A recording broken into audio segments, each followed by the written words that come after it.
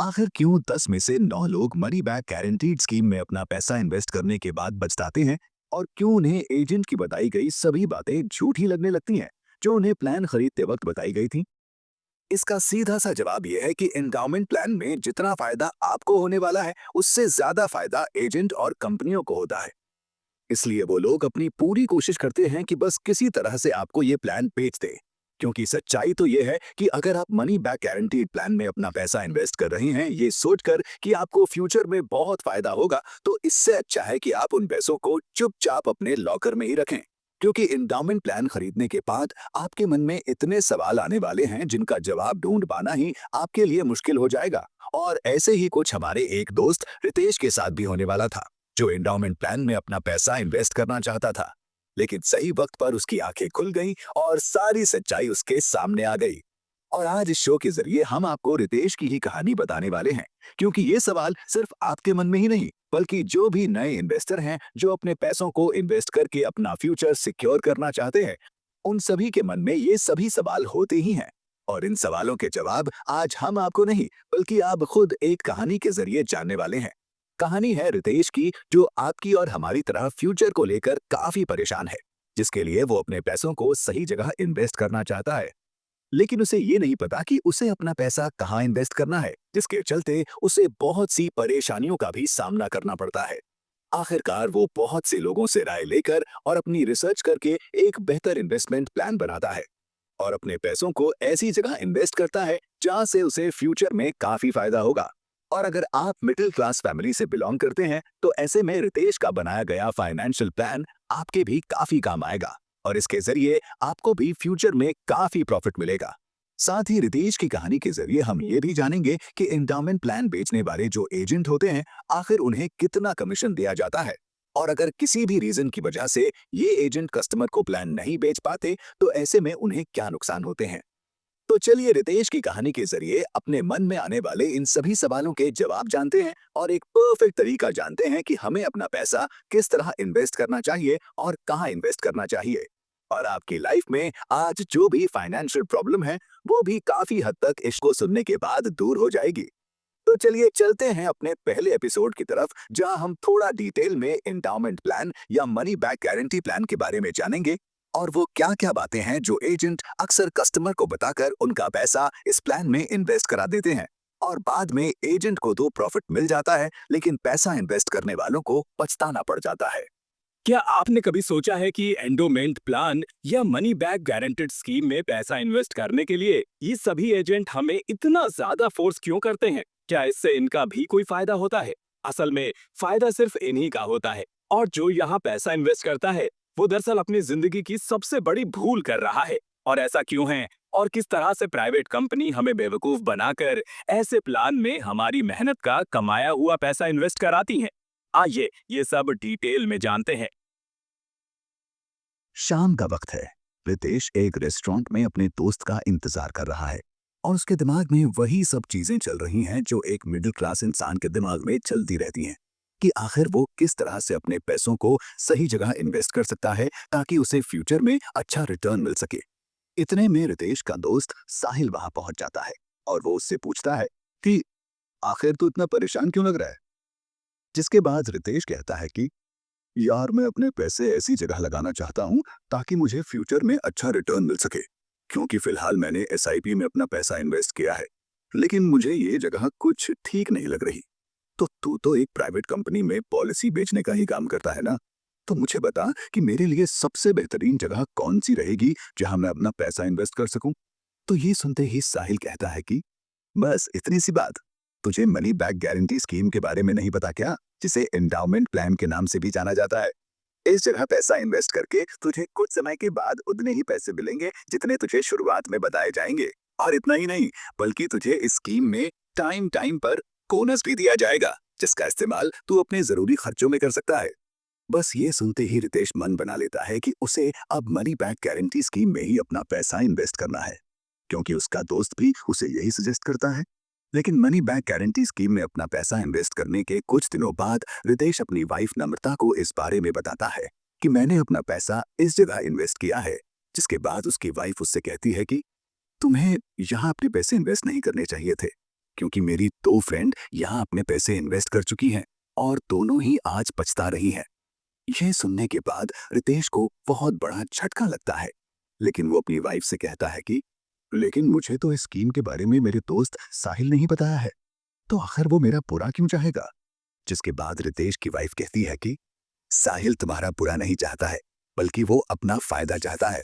और private company के ये एजेंट जब भी किसी को मनी बैक गारंटी स्कीम बेचते हैं तो उन्हें इससे काफी फायदा होता है।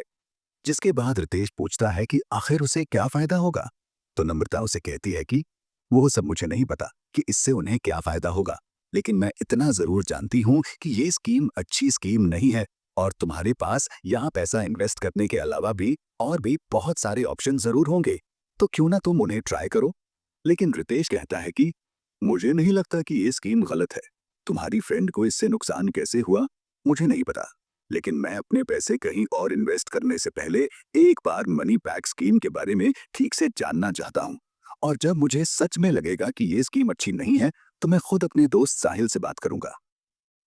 आगे कहानी में क्या होता है और क्या सच में मनी बैक गारंटी स्कीम एक फ्रॉड है, ये जानने के लिए आपको हमारे साथ इसको सुनना होगा, जिसमें आप ये जानेंगे कि साहिल, जो कि रितेश का बहुत अच्छा दोस्त था, आज दोनों एक दूसरे को देखना भी पसंद नहीं करते हैं।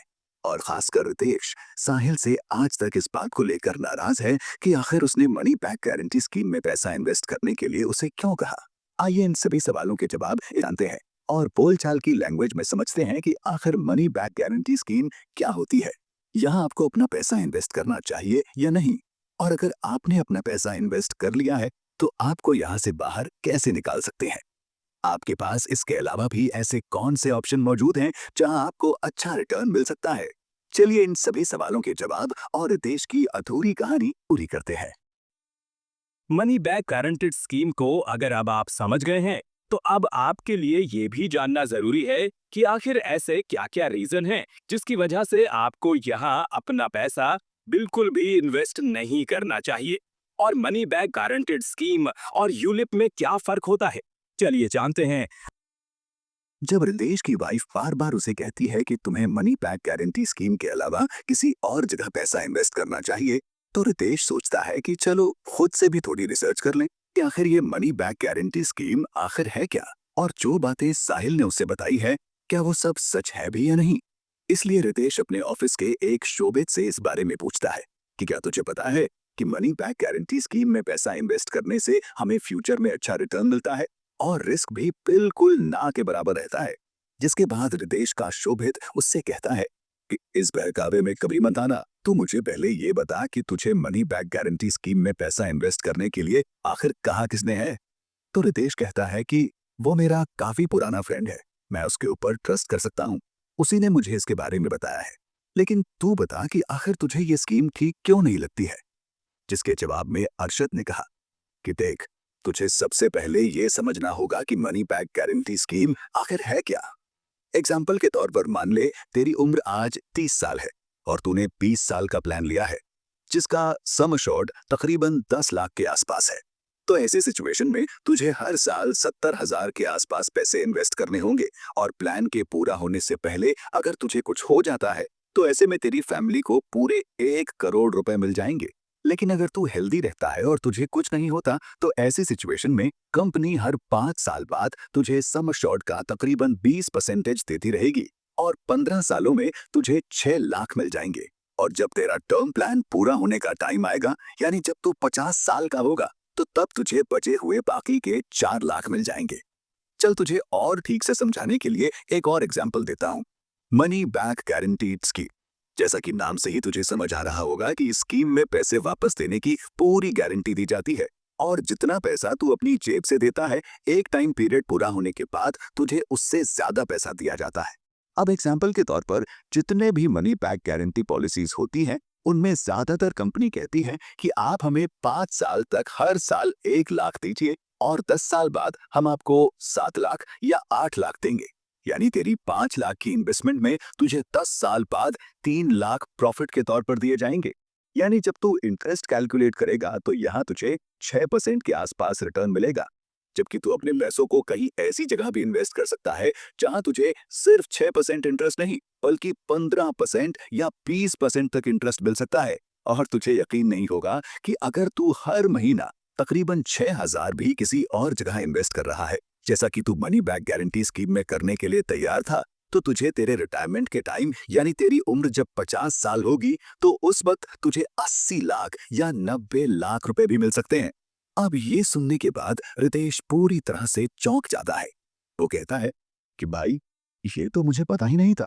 मैं तो बस ये सोच रहा था कि मैं अपने सेविंग अकाउंट में पैसे रखूं, इससे अच्छा कि उसे कहीं इन्वेस्ट कर दूं, फिर भले ही मुझे उस पर कम ही इंटरेस्ट क्यों ना मिले। लेकिन जो कुछ भी आज तूने मुझे बताया है, ये सुनने के बाद मेरी समझ में ये तो आ गया कि आखिर पैसों से पैसा किस तरह से बनाया जाता है। लेकिन यार, मेरे दोस्त साहिल ने मुझे यूलिप के बारे में भी कुछ बताया था। क्या तू जानता है कि ये क्या होता है? जिसके बाद रितेश का ऑफिस कलीग अरशद हंसते हुए कहता है कि यूलिप का नाम मत ले यार, उससे मैं बड़ा परेशान हुआ था। यूलिप का सिर्फ एक ही फायदा है कि यहाँ तेरे पैसों पर कोई टैक्स नहीं लगता, बस। इतने में रितेश कहता है, लेकिन यार मुझे यूलिप के बारे में बिल्कुल नहीं पता, तो थोड़ा सा बताएगा कि आखिर ये क्या होता है? इसके बाद अरशद उसे कहता है कि देख, यूलिप की फुल फॉर्म होती है यूनिट लिंक्ड इंश्योरेंस प्लान। और नाम से ही तुझे समझ आ गया होगा कि इसमें लाइफ इंश्योरेंस और इन्वेस्टमेंट दोनों एक साथ कर सकते हैं। अब इन्वेस्टमेंट में तेरी मर्जी है कि तू शेयर में इन्वेस्ट करना चाहता है या इक्विटी में। दोनों ही जगह तुझे 10 से 11% का रिटर्न मिल सकता है। अब इसमें दिक्कत यही है कि इसके अंदर 5 साल का एक लॉक इन पीरियड होता है, यानी 5 साल तक तू अपना ही पैसा बाहर नहीं निकाल सकता है। और मान ले अगर तू इस पॉलिसी को कंटिन्यू नहीं करना चाहता है और इस पॉलिसी को सरेंडर कर देता है, तो ऐसे में तेरे ऊपर सरेंडर चार्जेस लगेंगे और जो पैसा तुझे मिलने वाला होगा उस पर भी सिर्फ तुझे 3 से 4% का इंटरेस्ट ही दिया जाएगा। यानी तुझे अपने इन्वेस्ट किए हुए पैसे को निकालने की भी सजा दी जाएगी। और सिर्फ यही नहीं, बल्कि यूलिप में बहुत से अलग अलग तरह के चार्जेस देने पड़ते हैं, जिसकी वजह से तू खुद बहुत जल्द इससे इरिटेट हो जाएगा। और तुझे सबसे इंटरेस्टिंग बात बताऊं, तो मैं खुद भी यूलिप में पैसा इन्वेस्ट कर चुका हूं और यहाँ पैसा इन्वेस्ट करना मेरी सबसे बड़ी भूल थी। इतने में रितेश अरशद से कहता है कि लेकिन यार, ये भी तो है ना कि वो लाइफ इंश्योरेंस के साथ साथ इन्वेस्टमेंट भी करा रहे हैं। और सबसे बड़ी बात, यहाँ कोई भी टैक्स देने की जरूरत नहीं है, यानी यहाँ तो सिर्फ प्रॉफिट ही प्रॉफिट है। तो आखिर ये चीज बुरी कैसे हो सकती है? जिसके बाद अरशद बोलता है कि देख, अभी लंच का टाइम हो गया है, तो अभी मैं जा रहा हूँ लंच करने। लेकिन तुझे जाते जाते इतना बता दूं कि टैक्स फ्री इन्वेस्टमेंट सिर्फ एक छलावा होती है और इससे खुद को जितना दूर रखेगा उतना ही तू प्रॉफिट कमा पाएगा। और रही टैक्स की बात, तो ऐसे और भी कई इन्वेस्टमेंट प्लान हैं जहां तुझे अलग अलग तरह के टैक्स बेनिफिट मिल सकते हैं। और अभी मुझे लंच करने दे, शाम को जब घर जाने का टाइम हो तो मुझसे मिलकर जाना। मैं तुझे थोड़ा डिटेल में समझा दूंगा कि तू मनी बैक गारंटी स्कीम की जगह और कहां-कहां अपना पैसा इन्वेस्ट कर सकता है, जहां अच्छे टैक्स बेनिफिट भी मिलेंगे और साथ ही ये भी डिसाइड कर लेंगे कि इन्वेस्टमेंट के साथ-साथ इंश्योरेंस को चलाना सही रहता है या नहीं। क्योंकि मेरे एक सीनियर हैं, उन्हें मुझसे भी ज्यादा नॉलेज है, तो उनसे भी फोन पर बात कर लेंगे। तो दोस्तों, रितेश को उसके ऑफिस कलीग अरशद ने कुछ ऐसी बातें बता दी हैं जिसकी वजह से रितेश और भी ज्यादा कंफ्यूज हो गया है। हालांकि उसके दोस्त साहिल ने उसे मनी बैक गारंटी स्कीम के बारे में जो जो फायदे बताए थे वो सब काफी हद तक सही थे। लेकिन रितेश को आज ही पहली बार पता लगा कि इसके अलावा भी पैसे इन्वेस्ट करने के कई ऑप्शन उसके पास मौजूद हैं, लेकिन वो तो इनकी तरफ देख ही नहीं रहा था। अक्सर लोग मनी बैक गारंटेड स्कीम में पैसा इसलिए भी इन्वेस्ट करते हैं क्योंकि उनसे ये कहा जाता है कि ये टैक्स फ्री इन्वेस्टमेंट है, यानी यहाँ पर आपको किसी भी तरह का कोई टैक्स नहीं देना होगा। लेकिन क्या आप जानते हैं कि मनी बैक गारंटेड स्कीम के अलावा भी ऐसे बहुत सारे प्लान मार्केट में मौजूद हैं जिसमें आपको इस स्कीम से तकरीबन दुगने से ज्यादा फायदा होगा और टैक्स भी ना के बराबर देना होगा। आइए नेक्स्ट एपिसोड में कुछ ऐसी ही स्कीम के बारे में जानते हैं। तो जैसा कि पिछले एपिसोड में हमने रितेश और उसके ऑफिस कलीग की बातचीत से ये जाना था कि रितेश को मनी बैक गारंटी स्कीम के बारे में काफी डिटेल में जानने को मिलता है और वो समझ पाता है कि वो अपनी मेहनत का कमाया हुआ पैसा मनी बैक गारंटी स्कीम की जगह किसी और स्कीम में भी इन्वेस्ट कर सकता है, जहां से उसे अच्छा रिटर्न भी मिलेगा। लेकिन यहाँ अभी तक रितेश को यही लग रहा था कि मनी बैक गारंटी स्कीम कोई बुरी स्कीम नहीं है, क्योंकि उसके दोस्त साहिल ने जैसा कि उसे बताया था कि यहाँ तेरे पैसों पर कोई टैक्स नहीं लगता। हर साल तुझे बोनस दिया जाता है और तुझे पहले दिन से ही पता होगा कि तुझे एंड में कितने पैसे मिलेंगे। और यही सब बातें रितेश अपने ऑफिस के कलीग अरशद को भी कहता है। लेकिन अरशद उसे बताता है कि देख, मैं ये बात पूरी तरह से मान रहा हूँ कि मनी बैक गारंटी स्कीम में बोनस मिलता है और इसमें किसी तरह का कोई टैक्स नहीं लगता। लेकिन जरा इस बात को ध्यान से समझ, जब मिलने वाले पैसे ही इतने कम हैं, तो आखिर उस पर टैक्स लगा दिया तो तू खुद सोच लोगों के पास बचेगा ही क्या। इसलिए यहाँ पर कोई टैक्स नहीं लगाया जाता, क्योंकि ये खुद 6% के हिसाब से तुझे इंटरेस्ट दे रहे हैं और इस वजह से कुछ परसेंट टैक्स का भी लग गया तो फिर ये स्कीम कोई खरीदेगा ही नहीं। और रही बोनस की बात, जैसा कि तेरे दोस्त साहिल ने तुझे बताया था कि मनी बैक गारंटी स्कीम में हर साल बोनस मिलता है। लेकिन क्या तूने उससे पूछा कि क्या मैं हर साल उस बोनस को अपनी जरूरत के कामों के लिए इस्तेमाल कर सकता हूँ या नहीं? जिसके बाद रितेश कहता है, नहीं यार, मैंने ये सवाल तो पूछा ही नहीं। जिसके बाद अरशद कहता है कि नहीं पूछा तो चल मैं तुझे सच्चाई बताता हूँ। सच्चाई ये है कि जो बोनस तुझे हर साल दिया जा रहा है, असल में तू उसे निकाल ही नहीं सकता है। उसको निकालने का भी एक टाइम पीरियड होता है, 5 साल या फिर 10 साल। और तब तक तेरे पैसे ऐसे ही पड़े रहते हैं। और चलो अगर तेरे बोनस पर इंटरेस्ट लग रहा हो और 10 साल बाद तुझे अच्छा रिटर्न मिल रहा हो तो मान भी ले कि चलो उनकी स्ट्रैटेजी अच्छी है। लेकिन परेशानी यह है कि ये बोनस की रकम आज जितनी है वो 10 साल बाद उतनी ही रहेगी। तो तू ही बता, आखिर बोनस देने का फायदा क्या है? ये सब बस बेवकूफ बनाने के तरीके हैं और दिमाग को मैनिपुलेट करने के तरीके हैं, जिसमें तेरे और मेरे जैसे मिडिल क्लास लोग फंस जाते हैं। रही बात टैक्स फ्री इन्वेस्टमेंट प्लान की, तो सचमुच मार्केट में ऐसे बहुत सारे प्लान मौजूद हैं जहां तुझे टैक्स देने की जरूरत नहीं पड़ती। जिसमें सबसे बेहतरीन ऑप्शन तो टैक्स सेविंग फिक्स डिपॉजिट है, जिसमें तुझे 6 से 8% तक का इंटरेस्ट भी मिलेगा और तुझे बिल्कुल ना के बराबर ही टैक्स पे करना पड़ेगा। इसके अलावा तूने ELLS के बारे में हो सकता है सुना होगा, जिसकी फुल फॉर्म होती है इक्विटी लिंक्ड सेविंग स्कीम, जिसके अंदर इनकम टैक्स एक्ट 80C के अंदर तुझे कई तरह के टैक्स बेनिफिट मिलेंगे। इस स्कीम के अंदर तू अपने पैसों को इक्विटी के अंदर इन्वेस्ट कर सकता है और इसका लॉकिंग पीरियड तकरीबन 3 साल का होता है। इसी तरह से PPF होता है, जिसे पब्लिक प्रोविडेंट फंड के नाम से भी जाना जाता है। इसका टाइम पीरियड तकरीबन 15 साल का होता है और इसमें तुझे हर साल 7% से भी ज्यादा इंटरेस्ट दिया जाता है। और जब मेच्योरिटी के बाद तुझे पैसा दिया जाएगा तो उसमें कोई भी टैक्स नहीं लगा होगा। और हर साल जो भी तू इन्वेस्टमेंट करेगा उसमें भी इनकम टैक्स एक्ट 80C के तहत तुझे कई तरह के बेनिफिट दिए जाएंगे। और अगर तुझे 15 साल का टाइम पीरियड ज्यादा लंबा लग रहा है तो तू 7 साल बाद भी यहाँ से पैसे निकाल सकता है। वैसे तू सिर्फ मेरी बात मत मान, तो खुद से भी रिसर्च कर। और जितना मैं इन सब चीजों के बारे में जानता था, मैंने काफी डिटेल में तुझे सब कुछ समझा दिया है। अब जरूरत तेरी है, पैसा भी तेरा है, तो तुझे खुद ये फैसला करना होगा कि तेरे लिए सबसे सही इन्वेस्टमेंट कौन सी रहेगी। बस इस बात का ध्यान रखना कि जहां भी तू अपने पैसे इन्वेस्ट कर रहा है वहां पर तुझे 6% से ज्यादा इंटरेस्ट मिल रहा हो, क्योंकि मैं नहीं चाहता कि तू अपना पैसा मनी बैक जैसी स्कीम में इन्वेस्ट करे और वहां से तुझे 15 साल बाद या 20 साल बाद सिर्फ 6% के रिटर्न से ही पैसे मिले, जबकि हो सकता है तब तक महंगाई बहुत ज्यादा बढ़ गई हो। तो तेरे के 6% का जो तुझे फायदा हो रहा है उससे भी तू कुछ ज्यादा खास नहीं कर पाएगा। क्योंकि एग्जाम्पल के तौर पर मान ले आज अगर पेट्रोल 100 रुपए लीटर है, तो हो सकता है 20 साल बाद ये 250 रुपए लीटर हो। और जो तुझे लग रहा है कि 6% इंटरेस्ट से तुझे कोई प्रॉब्लम नहीं है, तो जरा ये एक बात दिमाग में जरूर बिठा ले कि अगर 20 साल बाद महंगाई बढ़ी तो ऐसी सिचुएशन में तुझे मनी बैक गारंटी स्कीम से जो भी पैसा मिलेगा, क्या वो तेरे लिए इनफ होगा?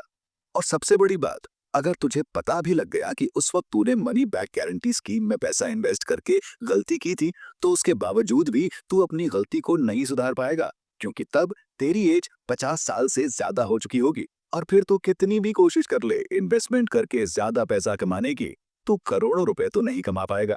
लेकिन आज तेरे पास मौका है, आज तेरी उम्र 30 साल है और तू आज सही फैसले कर और सही जगह अपने पैसे इन्वेस्ट करके अपने फ्यूचर को सिक्योर कर सकता है। एंड में मैं तुझसे बस इतना ही कहना चाहूंगा कि जिस स्कीम में तुझे इन्वेस्टमेंट और इंश्योरेंस दोनों मिल रहा हो, जैसा कि मनी बैक गारंटी स्कीम में दिया जा रहा है, तो ऐसी स्कीम से थोड़ा बचकर ही रहना।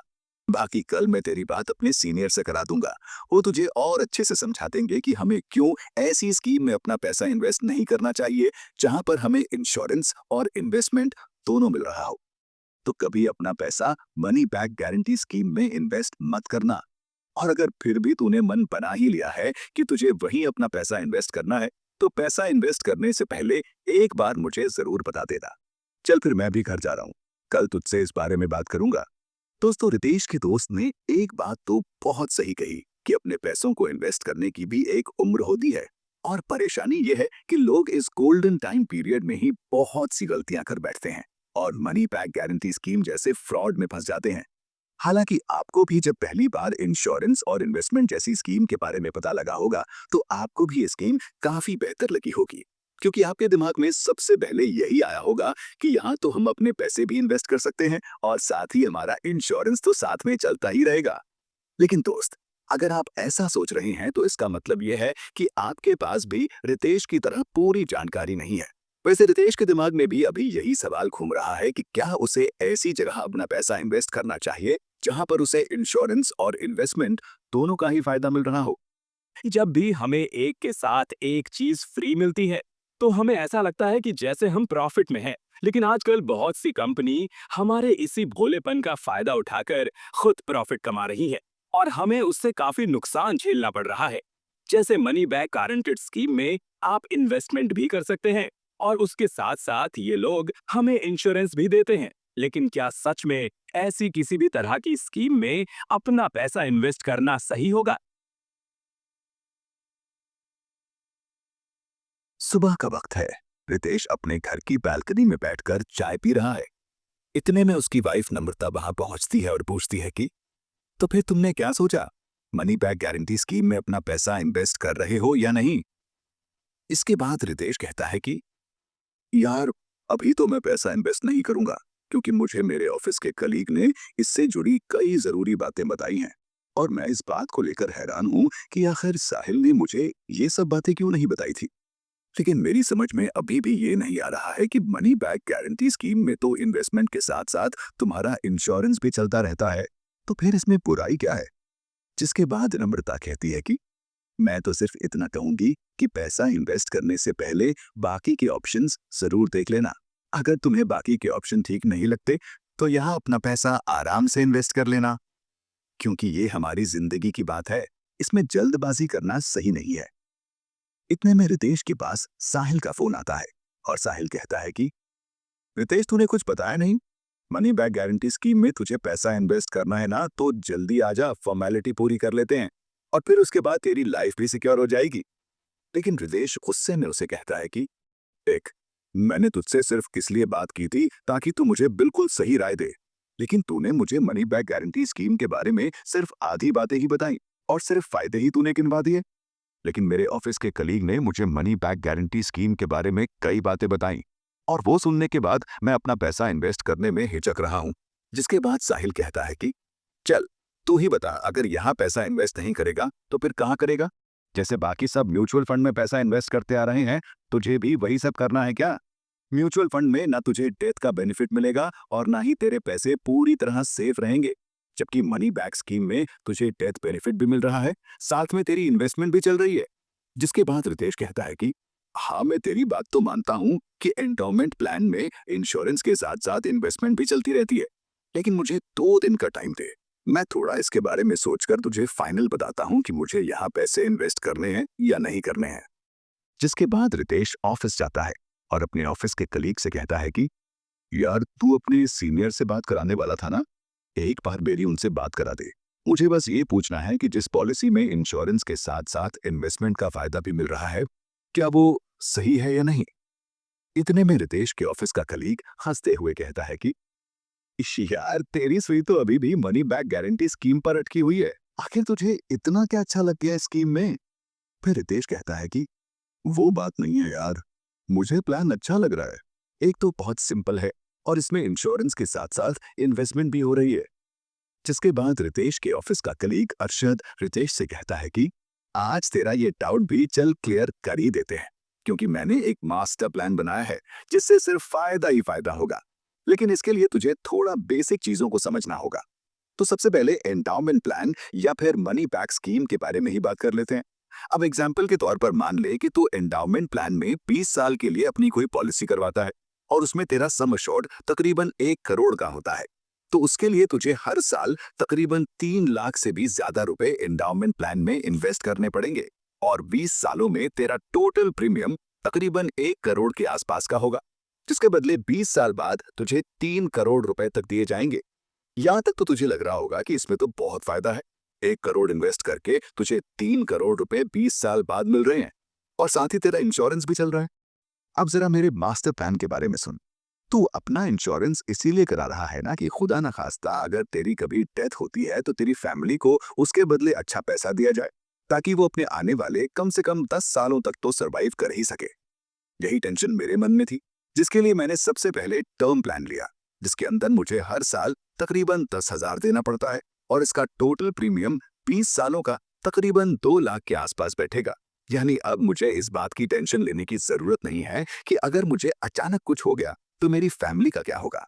रही बात इन्वेस्टमेंट की, तो जितना पैसा तू एंडाउमेंट प्लान में हर साल इन्वेस्ट करने वाला है, उसकी जगह उन पैसों को म्यूचुअल फंड में इन्वेस्ट कर ले, जैसा कि मैंने किया।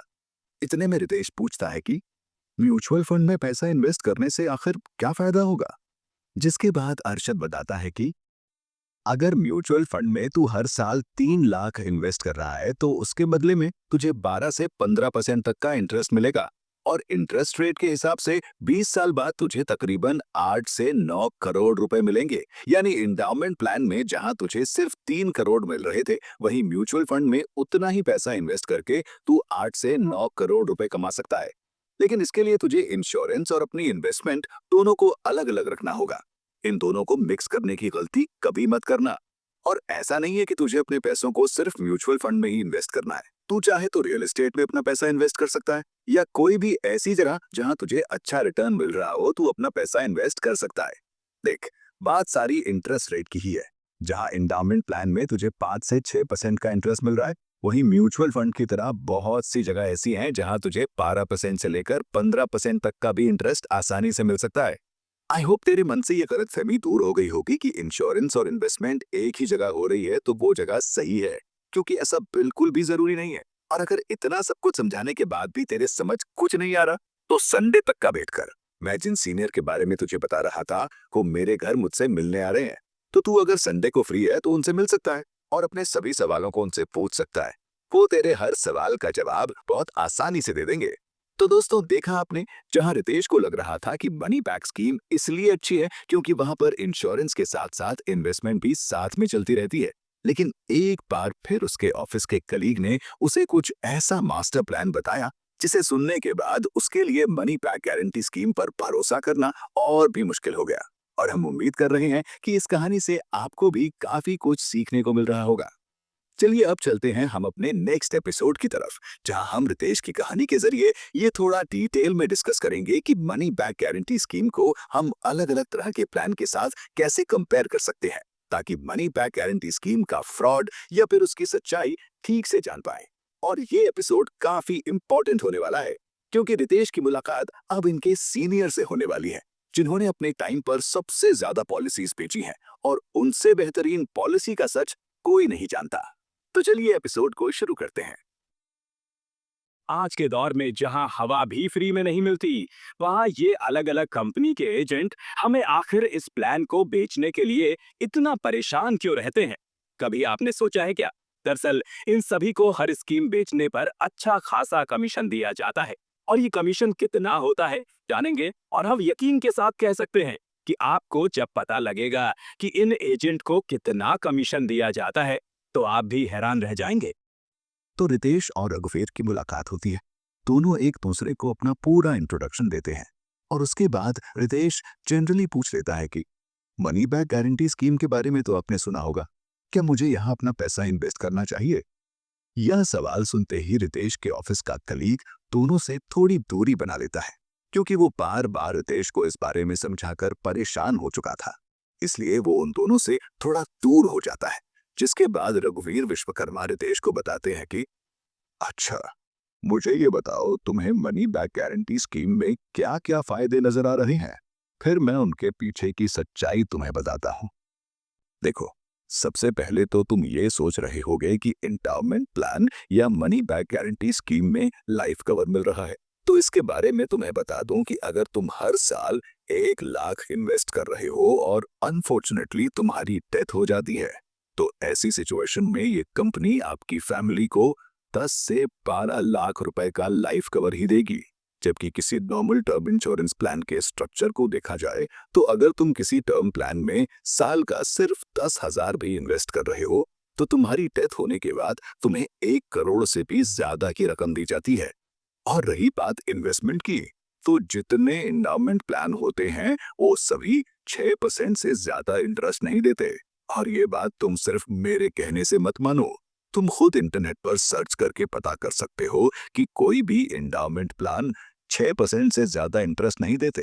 बल्कि कुछ प्लान तो ऐसे हैं जहां पर 4 या 5% इंटरेस्ट ही मिलता है। इससे अच्छा तो तुम कोई एफडी करा लो, इससे ज्यादा इंटरेस्ट तो तुम्हें वहां मिल जाएगा।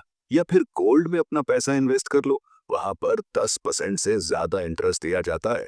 और अगर तुम्हें और डिटेल में समझना है, तो तुम्हें एग्जाम्पल के तौर पर एक प्राइवेट पॉलिसी कंपनी का एंडाउमेंट प्लान बताता हूँ, जिसमें यह कहा गया है कि अगर कोई इंसान हर साल 10 लाख का प्रीमियम दे रहा है, तो 12 साल तक उसे हर साल 10 लाख रुपए देने हैं।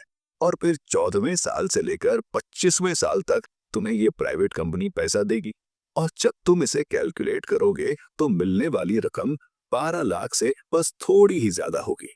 यानी जितना पैसा तुमने इन्वेस्ट किया है, उतना ही पैसा तुम्हें वापस मिल जाएगा। तो भाई, ये बताओ कि यहाँ पैसा इन्वेस्ट करने का फिर फायदा ही क्या हुआ? और जिस कंपनी का मैंने तुम्हें एग्जाम्पल दिया है, ये इंडिया की सबसे अच्छी कंपनी मानी जाती है, जो धड़ल्ले से मनी बैक गारंटी स्कीम लोगों को बेची जा रही है और लोग बेवकूफ बनते जा रहे हैं। और शायद तुम अगर इस बात को लेकर अवेयर नहीं होते, तो शायद अब तक तुमने भी अपना पैसा मनी बैक गारंटी स्कीम में इन्वेस्ट कर दिया होता। इतने में रितेश का ऑफिस कलीग भी वहां पहुंच जाता है और मुस्कुराते हुए कहता है कि सर, जो बातें आपने बताई हैं वो सभी बातें मैं भी इसे बता चुका हूँ, लेकिन ये फिर भी बहुत ज्यादा कंफ्यूज है। जिसके बाद रघुवीर रितेश से सवाल करते हैं कि आखिर तुम्हारा फाइनेंशियल गोल क्या है? मतलब तुम रिटायरमेंट के बाद अपने पास कितना पैसा देखना चाहते हो? और तुम्हारे मन में ऐसे क्या डर है जिसकी वजह से तुम इन्वेस्टमेंट के साथ साथ इंश्योरेंस भी चलाना चाह रहे हो? जिसके बाद रितेश जवाब में कहता है कि सर, मेरी अभी जल्दी ही जॉब लगी है और मैंने अभी जल्दी ही पैसा कमाना शुरू किया है। तो मैं बस फिलहाल तो बस इतना चाहता हूँ कि मेरा कमाया हुआ पैसा ऐसे ही किसी बैंक के सेविंग अकाउंट में ना पड़ा रहे। मैं पैसे से पैसा कमाना चाहता हूँ। लेकिन मेरे मन में ये डर भी रहता है कि अगर अनफॉर्चुनेटली कभी मेरी डेथ हो गई, तो मेरी फैमिली का क्या होगा? इसलिए मैंने इंडाउमेंट प्लान में अपना पैसा इन्वेस्ट करने का सोचा था। जिसके बाद रघुवीर जी रितेश से कहते हैं कि तुम्हारे सारे सवालों के जवाब तुम्हें ऑलरेडी पता ही है।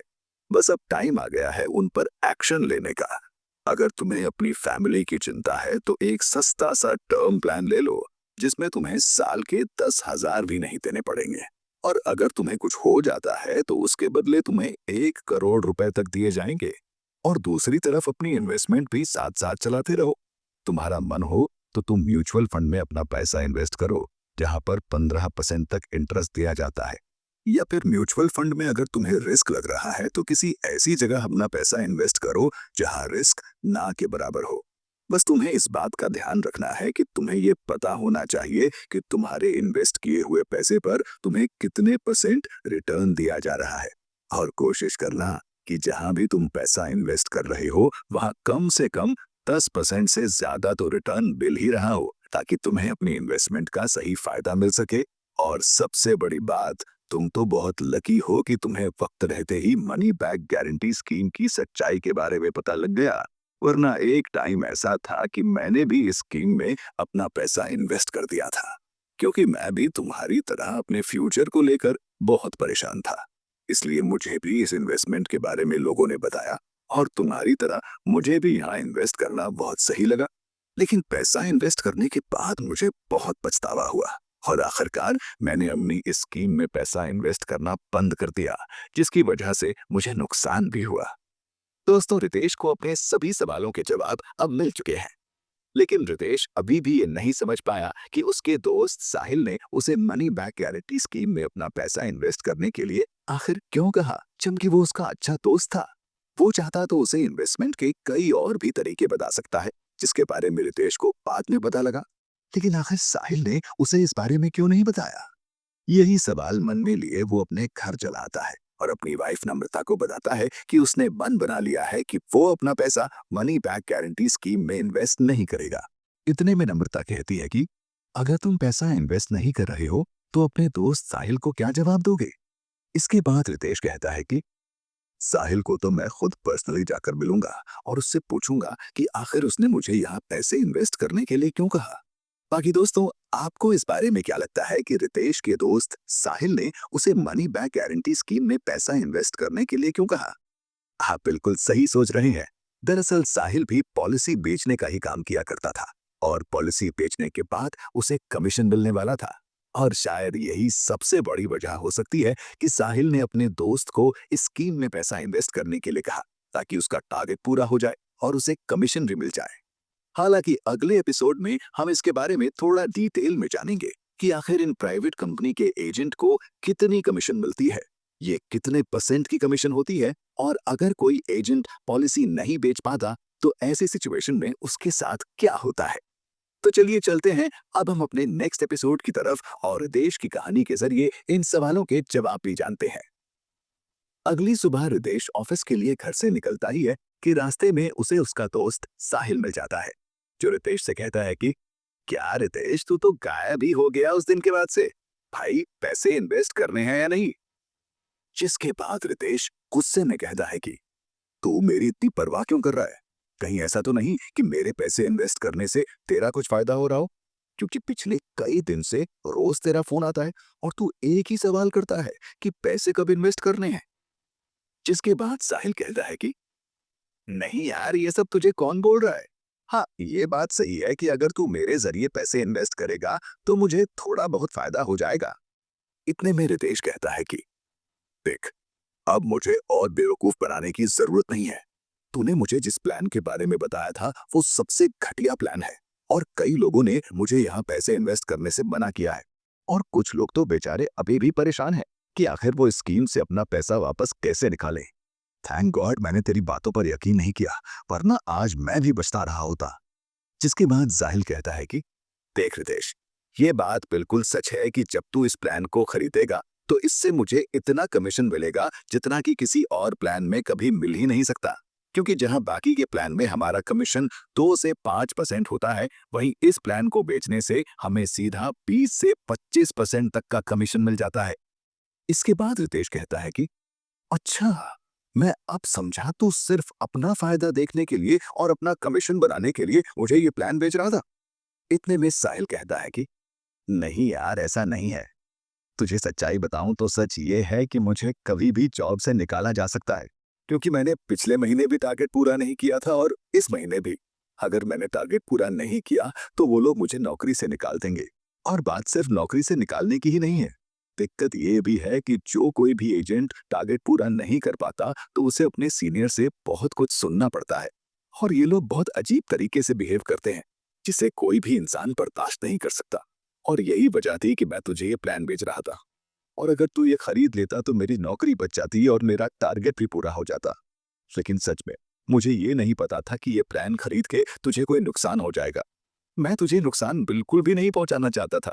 हमें कंपनी ने जो सिखाया है, हम वही बात अपने कस्टमर के सामने बोलते हैं। कंपनी ने हमें इस प्लान के जितने फायदे बताए हैं, मैंने वो सभी फायदे तुझे बताए थे। हालांकि जब तूने खुद से रिसर्च की तो तुझे ये बात थोड़ी उल्टी लगी। और अगर सच में तुझे ऐसा लग रहा है कि यहाँ पैसा इन्वेस्ट करने से तुझे नुकसान होगा, तो यहाँ पैसा इन्वेस्ट मत कर। रही मेरी नौकरी की बात, तो मैं कुछ और देख लूंगा। जिसके बाद रितेश हैरान होकर साहिल से सवाल करता है कि मतलब तूने मेरे सामने मनी बैक गारंटी स्कीम के बारे में जो भी बातें बताई थी, वो सभी बातें रटी रटाई थी? जिसके जवाब में साहिल कहता है कि हाँ, हमें हर एक चीज सिखाई जाती है कि इस प्लान को किस तरह से बेचना है, कस्टमर आपसे क्या क्या सवाल कर सकता है और उन सवालों का जवाब हमें कैसे देना है, ये सब कुछ हमें ट्रेनिंग में सिखाया जाता है, ताकि किसी भी पॉइंट पर आकर कस्टमर को ये न लगे कि उसको इस प्लान से कोई फायदा नहीं है। बाकी सच बताऊं तो मैं इस फील्ड में बहुत नया हूँ। अभी मेरी नौकरी लगी हुई 6 महीने हुए हैं, जिसमें मुझे पहले ही वार्निंग दे दी गई है कि अगर इस बार टारगेट पूरा नहीं हुआ तो मुझे नौकरी से निकाल दिया जाएगा। ऐसे में तू खुद यार मेरी सिचुएशन को थोड़ा समझने की कोशिश कर। और ऐसा नहीं है कि वो लोग ऐसा सिर्फ कहने के लिए कर रहे हैं, बल्कि कंपनी ने ऐसे कई एजेंट को नौकरी से निकाला है जो अपना टारगेट पूरा नहीं कर पाए थे। और ये लोग वो थे जो इस कंपनी में तकरीबन 5 साल से भी ज्यादा से काम कर रहे थे, लेकिन कंपनी ने उन्हें निकालने से पहले एक बार भी नहीं सोचा। और मैंने तो सिर्फ अभी 6 महीने पहले ही ज्वाइन किया है। तो इसी डर की वजह से मैंने सोचा कि मैं ये प्लान तुझे बेच दूंगा, जिससे मेरा टारगेट भी पूरा हो जाएगा, मेरी नौकरी भी बच जाएगी और तेरी इन्वेस्टमेंट भी हो जाएगी। जिसके बाद रितेश कहता है कि देख यार, तुझसे बात करने से पहले तक मैंने ये मन बना लिया था कि कभी भी तुझसे बात नहीं करूंगा, लेकिन जब तूने मुझे ये सब चीजें बताई हैं तो मुझे अब सच में तेरे लिए थोड़ा बुरा लग रहा है कि आखिर कंपनी अपने यहाँ नौकरी करने वाले लोगों के साथ ऐसा कैसे कर सकती है। मतलब अगर तुम्हारे एम्प्लॉय का टारगेट पूरा नहीं हुआ तो तुम उसे नौकरी से कैसे निकाल सकते हो। उन्हें कम से कम और मौके तो देने चाहिए। लेकिन तू फिक्र मत कर। तो जैसा कि लास्ट एपिसोड में हमने ये जाना था कि रितेश अपने दोस्त साहिल से कहता है कि तूने मुझे मनी बैक गारंटी स्कीम में पैसा इन्वेस्ट करने के लिए इसलिए कहा क्योंकि तेरी नौकरी खतरे में थी।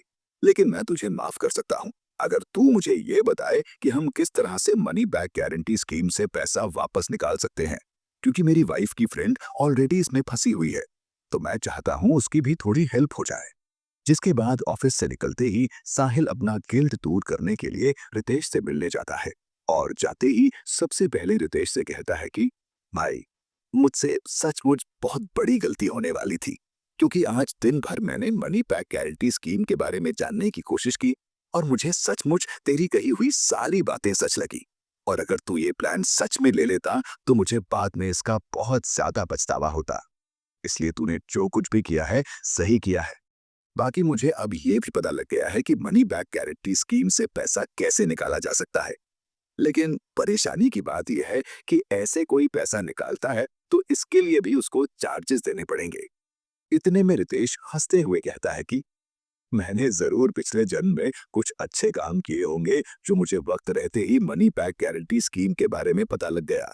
क्योंकि जो बेचारे पहले ही यहाँ अपने पैसे इन्वेस्ट कर चुके हैं और वो अपने पैसे निकालने के बारे में सोच रहे हैं, तो उन्हें शायद अभी ये भी नहीं पता होगा कि जब वो पैसा निकालेंगे तो उन्हें अलग से और चार्जेस देने पड़ेंगे। तो मुझे पहले ये बता कि यहाँ से पैसे किस तरह से निकाले जा सकते हैं। जिसके बाद साहिल कहता है कि अच्छा, तुझे कुछ आइडिया है कि तेरी वाइफ की फ्रेंड अब तक कितना पैसा यहाँ इन्वेस्ट कर चुकी है। जिसके बाद रितेश उसे बताता है कि हाँ, मेरी बात हुई थी उनसे। उन्होंने कहा था कि हर साल उन्हें 20,000 देने पड़ते हैं और वो पिछले 10 साल से यहाँ अपना पैसा वेस्ट कर रही हैं। सॉरी, मतलब इन्वेस्ट कर रही हैं। तो क्या 10 साल बाद भी वो मनी बैक गारंटी प्लान से अपना पैसा वापस निकाल सकती हैं। जिसके बाद साहिल कहता है कि हाँ, ऐसा वो कर सकती है, लेकिन प्रॉब्लम यह है कि अगर उसने सच में ऐसा किया तो यहाँ उसे तकरीबन 1 लाख रुपए का नुकसान हो जाएगा, क्योंकि उसने टाइम पूरा होने से पहले ही अपना पैसा यहाँ से निकाल लिया है। जिसके बाद रितेश कहता है कि चलो, ये तो अच्छा है कि इस जगह से पैसा निकाला जा सकता है, लेकिन ये क्या बात हुई कि हमें अपना पैसा ही निकालने के लिए उल्टा उन्हें पैसे देने पड़ेंगे। जिसके बाद साहिल कहता है कि यही तो प्रॉब्लम है यार, मुझे इन सब चीजों के बारे में ज्यादा डिटेल में पता नहीं था। मुझे तो ये लगा कि इंश्योरेंस के साथ साथ इसमें इन्वेस्टमेंट भी चलती रहेगी और इससे बेहतर चीज कोई हो ही नहीं सकती। इसलिए मैंने इस प्लान के बारे में तुझे बताया था। लेकिन मेरी मान, अगर तेरी वाइफ की फ्रेंड को 1 लाख का नुकसान भी हो रहा है तो उसे होने दे, क्योंकि अगर वो आने वाले कुछ सालों तक ऐसे ही इन्वेस्ट करती रही तो उसकी एज भी खत्म हो जाएगी और ये प्लान खत्म होने के बाद जो पैसे उसे मिलेंगे वो उससे भी खुश नहीं रहेगी। इसलिए भले ही 1 लाख का नुकसान उसे क्यों ना हो रहा हो, लेकिन अगर वो सही टाइम पे अपना पैसा यहाँ से निकाल लेगी तो ऐसी बहुत सी जगह है जहाँ वो अपना पैसा इन्वेस्ट करके होने वाले नुकसान की भरपाई भी कर पाएगी और उसे मनी बैक गारंटी स्कीम के मुकाबले ज्यादा ही प्रॉफिट मिलेगा। इतने में रितेश हंसते हुए कहता है कि मैं तेरी बात पर यकीन करूं या ना करूं, कहीं फिर तुझे कोई नया टारगेट मिल गया हो और तू उस टारगेट को पूरा करने के लिए ये सब बातें कह रहा हो। इतने में साहिल कहता है कि नहीं यार, इस बार तू मुझ पर यकीन कर सकता है। मैं बस अपना गिल्ट दूर करने के लिए तेरी मदद कर रहा हूँ। जिसके बाद रितेश कहता है कि अगर तुझे सचमुच इस बात का गिल्ट है तो तू एक काम कर, नम्रता की फ्रेंड के पैसे मनी बैक गारंटी स्कीम से बाहर निकलवा दे और कुछ उसे ऐसे ऑप्शन दे दे ताकि वो अपना पैसा इन्वेस्ट करके मेंटली खुश रह सके और उसका फ्यूचर भी सिक्योर रहे। लेकिन एक बात का ध्यान रखना, तू जो भी प्लान उसे बताएगा ये सोच कर बताना कि वहां उसके साथ साथ मैं भी अपना पैसा इन्वेस्ट करूंगा, क्योंकि अभी तक मैंने अपना पैसा कहीं भी इन्वेस्ट नहीं किया है। जिसके बाद साहिल कहता है कि चलो, अगर ऐसा है तो मुझे एक बार नम्रता की फ्रेंड से मिलना पड़ेगा, क्योंकि मैं मिलकर ही उसके फाइनेंशियल गोल के बारे में समझ पाऊंगा कि वो अपने रिटायरमेंट के बाद अपने पास कितना पैसा एक्सपेक्ट कर रही है।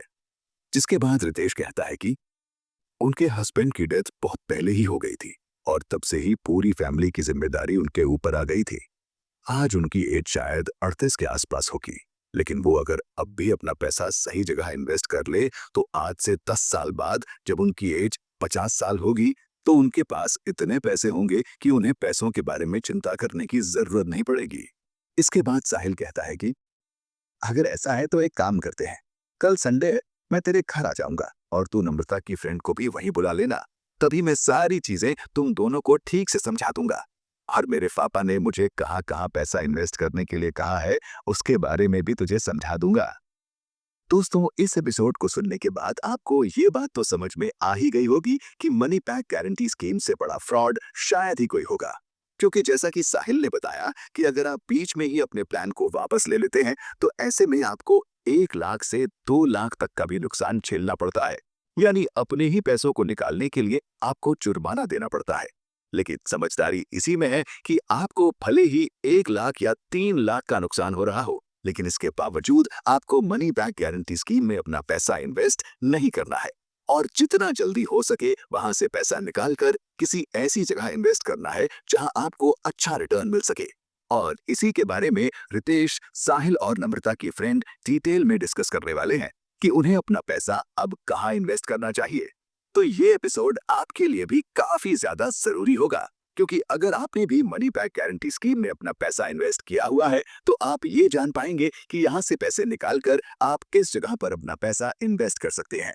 तो चलिए चलते हैं फिर अपने नेक्स्ट एपिसोड की तरफ। पिछले एपिसोड में आपने ये जाना था कि साहिल रितेश से कहता है कि मैं नम्रता की फ्रेंड से मिलकर उसके सारे डाउट क्लियर कर दूंगा और वो कहाँ अपने पैसों को इन्वेस्ट कर सकती है इसके बारे में भी डिटेल में समझा दूंगा। जिसके बाद रितेश और साहिल नम्रता की फ्रेंड से मिलते हैं और नम्रता की फ्रेंड रितिका साहिल से कहती है कि मैंने रात को काफी सोचा कि अगर मैं मनी बैक प्लान से अपना पैसा वापस लेती हूँ तो मुझे 1 लाख का नुकसान चाहिए या नहीं। इसके बाद मैंने फैसला किया है कि अभी भले ही मुझे सिर्फ 1 लाख का नुकसान हो रहा हो, लेकिन मैं अपनी मेहनत से कमाए हुए पैसों को ऐसे ही किसी गलत जगह वेस्ट नहीं कर सकती। जिसके बाद साहिल कहता है कि देखो, मैं तुम्हें अब उस जगह पैसा इन्वेस्ट करने के लिए कहूंगा जहां मैंने खुद अपना पैसा इन्वेस्ट किया हुआ है, क्योंकि मेरे फादर को इन सब चीजों की काफी ज्यादा नॉलेज है। तो उन्होंने ही मुझे बताया है कि मुझे अपना पैसा किस तरह इन्वेस्ट करना चाहिए और मुझे इससे बेहतर ऑप्शन आज की डेट में तो कोई और नजर नहीं आता है। जिसके बाद रितेश कहता है कि जब तूने पहले से ही अपने पैसे इन्वेस्ट कर रखे हैं तो तुझे सबसे पहले अपनी इन्वेस्टमेंट के बारे में बताना चाहिए था। मैं मनी बैक के चुंगल में फंसता ही नहीं।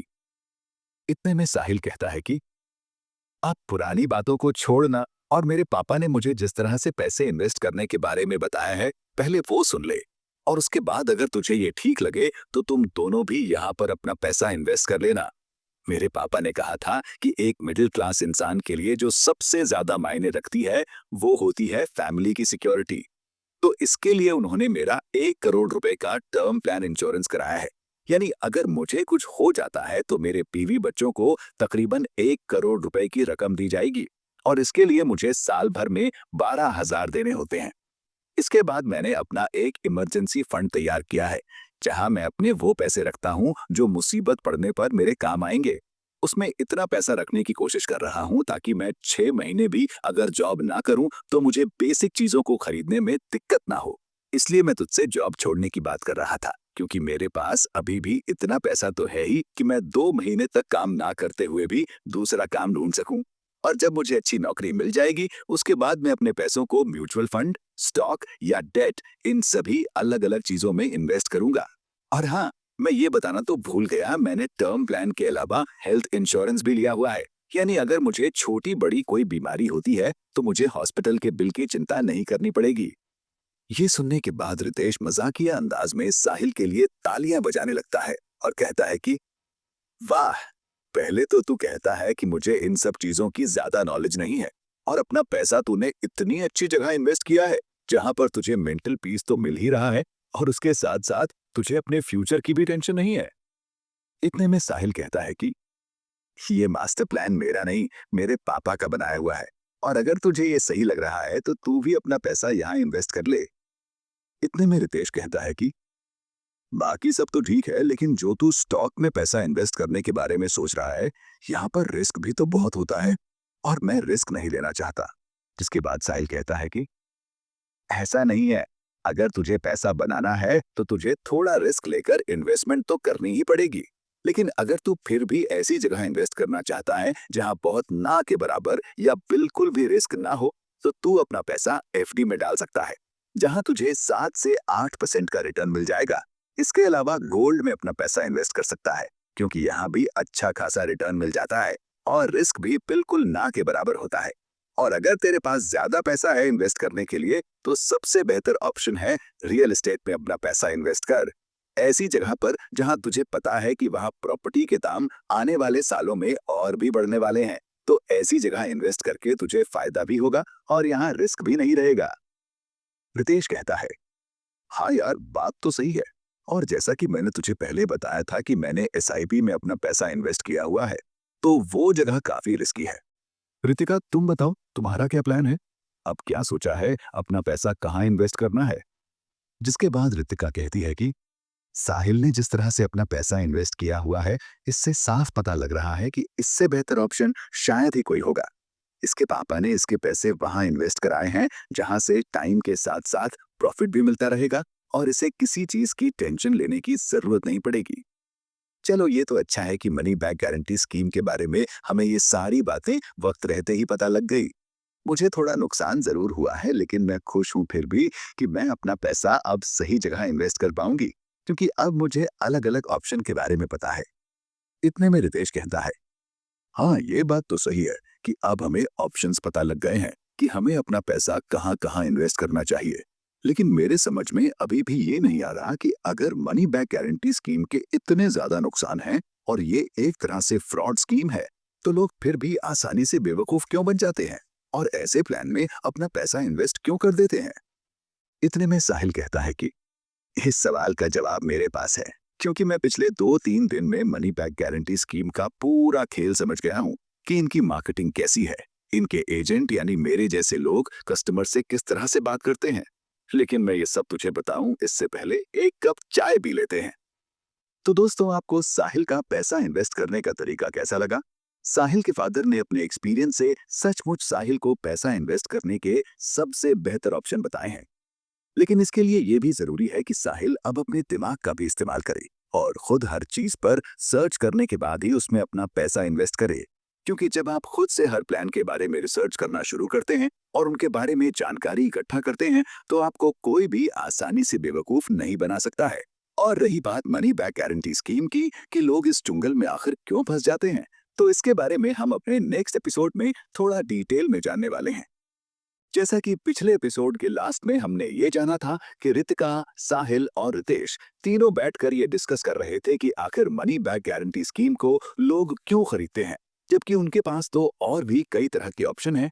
जिसके बाद साहिल कहता है कि सबसे पहली बात तो हमें ये समझनी होगी कि इस पॉलिसी का नाम आखिर मनी बैक गारंटी स्कीम क्यों है। इसे एंडाउमेंट प्लान भी तो कह सकते थे, लेकिन फिर भी कंपनी ने इसका नाम मनी बैक गारंटी क्यों रखा? दरअसल ये कंपनियां बहुत अच्छे से जानती हैं कि एक मिडिल क्लास इंसान के मन में क्या क्या डर होते हैं और उन डर को दूर करने के लिए उन्हें क्या करना है। और जब भी कोई मिडिल क्लास इंसान मनी बैक नाम सुनता है, तो कहीं ना कहीं वो उसकी तरफ अपने आप ही अट्रैक्ट हो जाता है, क्योंकि उसे लगता है कि यहाँ से तो पैसा वापस मिलने वाला है। इतना ही नहीं, जब मैंने खुद मनी बैक गारंटी स्कीम के बारे में रिसर्च करना शुरू किया था, तो मैंने वेबसाइट पर जाकर देखा कि इन लोगों ने वेबसाइट भी इस तरह से बना रखी है जैसे आप मनी बैक गारंटी स्कीम लेकर कोई प्राउड वाला काम कर रहे हैं और अपनी फैमिली को भी प्राउड फील करा रहे हैं। और कहीं ना कहीं मुझे भी ऐसा लगने लगा था कि कहीं मैं इस प्लान को ना लेने की वजह से अपनी फैमिली को मुसीबत में तो नहीं डाल रहा हूँ। यानी अगर तुम इस प्लान को नहीं लेते हो तो ये कंपनियां ये दिखाने की कोशिश करती हैं कि तुम बहुत गैर जिम्मेदार इंसान हो, जो इतने अच्छे प्लान में अपना पैसा इन्वेस्ट नहीं कर रहे हो। और सबसे बड़ा रोल होता है इनके एजेंट का। हालांकि इसमें पूरी गलती एजेंट की भी नहीं होती, क्योंकि उन्हें भी सारी चीजें सिखाई जाती हैं कि कस्टमर से किस तरह से बात करनी है। उनके गुस्सा होने के बावजूद भी तुम्हें बहुत तमीज से उसका जवाब देना है, और उनके मन में और दिमाग में मनी बैक गारंटी स्कीम को लेकर सारी अच्छी बातें भर देनी है, ताकि उनके मन में इस स्कीम को लेकर डाउट आए ही ना।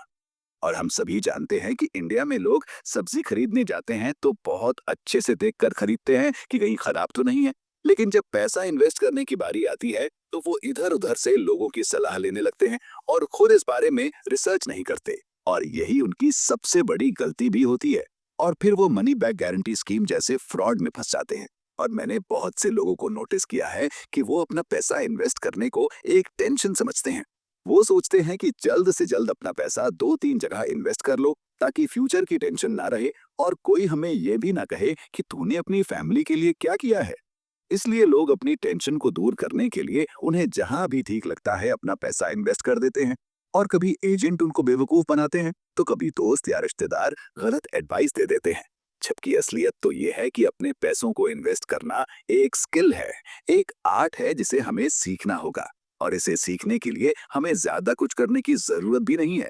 बस थोड़ा सा अवेयर रहना है कि आजकल हमारे आसपास क्या चल रहा है, और पैसे इन्वेस्ट करने के हमारे पास क्या क्या मौके मौजूद हैं। और सबसे बड़ी बात, जिस भी प्लान के बारे में आपको जानना है तो खुद से ही उसके बारे में रिसर्च करना शुरू कीजिए।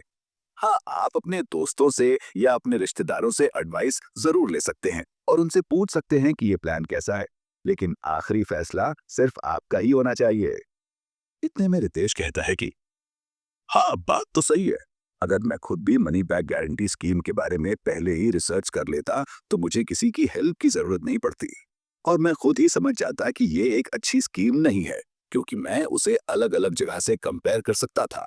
और जो भी प्लान या जो भी स्कीम मुझे अच्छा रिटर्न देती, मैं वहां अपना पैसा इन्वेस्ट कर लेता। लेकिन चलो, कोई नहीं, वक्त रहते बात समझ आ जाए ये बहुत अच्छी चीज होती है। थैंक यू तुम सबका कि तुमने मेरी इतनी हेल्प की और मनी बैक गारंटी स्कीम में मुझे अपना पैसा इन्वेस्ट करने से बचा लिया। तो दोस्तों, यहाँ खत्म होती है रितेश की कहानी, जिसे कुछ दिन पहले तक ये भी नहीं पता था कि उसे अपना पैसा कहाँ इन्वेस्ट करना है। लेकिन अब वो इन्वेस्टमेंट से जुड़ी छोटी से बड़ी बात अच्छे से जानता है।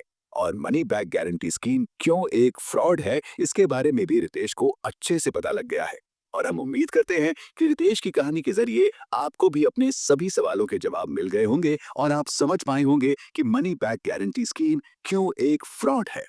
बाकी चलते हैं अब हम अपने लास्ट एपिसोड की तरफ, जहां हम बहुत कम वर्ड्स में जानेंगे कि इस पूरी ऑडियो बुक के जरिए और रितेश की कहानी के जरिए हमने क्या क्या चीजें सीखी हैं और आगे हमें किन किन चीजों का ध्यान रखना है। दोस्तों, इस पूरी ऑडियो बुक में हमने आपको मनी बैक गारंटी स्कीम की असल सच्चाई बताने की पूरी कोशिश की है। लेकिन इसका मतलब ये नहीं है कि सिर्फ मनी बैक गारंटी स्कीम में ही कमियां हैं, बल्कि मार्केट में आज भी ऐसे बहुत से प्लान मौजूद हैं जिनमें आपको बहुत सी कमी नजर आएंगी। और अगर आपने इस पूरी ऑडियो बुक को ध्यान से सुना है और रितेश की कहानी पर थोड़ा भी ध्यान दिया है, तो आप अब खुद ये फर्क कर सकेंगे कि आपके लिए कौन सा प्लान सबसे बेहतर है और कहाँ आपको अपना पैसा इन्वेस्ट नहीं करना है। और अगर अभी भी आपको ऐसा लग रहा है कि आपको किसी से एडवाइस ले लेनी चाहिए, या फिर आपके दोस्त, आपके फैमिली फ्रेंड आपको जहां पैसा इन्वेस्ट करने के लिए कह रहे हैं आपको वही पैसा इन्वेस्ट कर लेना चाहिए, तो आपको अपने आप से एक सवाल पूछना है कि क्या आज के समय में कोई किसी का फायदा चाहता है। आप भी इस सवाल का जवाब बहुत अच्छे से जानते हैं कि कोई किसी का फायदा नहीं चाहता। बात थोड़ी कड़वी जरूर है, लेकिन हमें ये एक्सेप्ट करना ही होगा। और क्योंकि पैसा आपका है, इन्वेस्टमेंट आपकी है, तो होने वाला प्रॉफिट भी सिर्फ आपका ही होगा। लेकिन अगर नुकसान हुआ तो नुकसान भी आपका होगा। इसलिए सबसे पहले खुद से पूछिए कि आपको अपने रिटायरमेंट के बाद कितना पैसा चाहिए, या फिर अगर किसी भी वजह से आपकी अचानक मौत हो जाती है तो ऐसी सिचुएशन में आपकी फैमिली को कितने पैसों की जरूरत पड़ेगी। और ये सब बातें आपसे बेहतर कोई जानता भी नहीं होगा। और जब आपको इन सभी बातों का जवाब मिल जाएगा तो आप खुद अच्छी इन्वेस्टमेंट और बुरी इन्वेस्टमेंट में फर्क कर पाएंगे और अपने लिए एक सबसे बेहतर प्लान चुन सकेंगे। एग्जाम्पल के तौर पर मान लीजिए रितेश की वाइफ नम्रता अगर उसे ये नहीं कहती कि मनी बैक गारंटी स्कीम अच्छा प्लान नहीं है, तो हो सकता है रितेश अपना पैसा साहिल के कहने पर वहां इन्वेस्ट कर चुका होता और बाद में उसे इस बात का पछतावा भी होता। न जाने कितने लोग मनी बैक गारंटी स्कीम में सिर्फ एजेंट के कहने पर ही पैसा इन्वेस्ट कर भी देते हैं और फिर बाद में प्रॉफिट तो छोड़िए, उन्हें 1 लाख 2 लाख का नुकसान उठाने के बाद अपना पैसा वापस मिल पाता है। कहीं भी पैसा इन्वेस्ट करने से पहले उसके बारे में अच्छे से जानकारी इकट्ठा कर लें, फिर भले ही आप उसमें सिर्फ 10 रुपए ही इन्वेस्ट क्यों ना कर रहे हो, क्योंकि मेहनत के कमाए हुए 10 रुपए भी अगर नुकसान में चले जाते हैं तो उसका दुख होता ही है। और ये बात एक मिडिल क्लास इंसान से बेहतर शायद और कोई नहीं जान सकता। इसलिए हमेशा अवेयर रहें और लोगों से एडवाइस जरूर लें, लेकिन आखिरी फैसला आप खुद लें। इसी के साथ अब वक्त आ गया है आपसे विदा लेने का।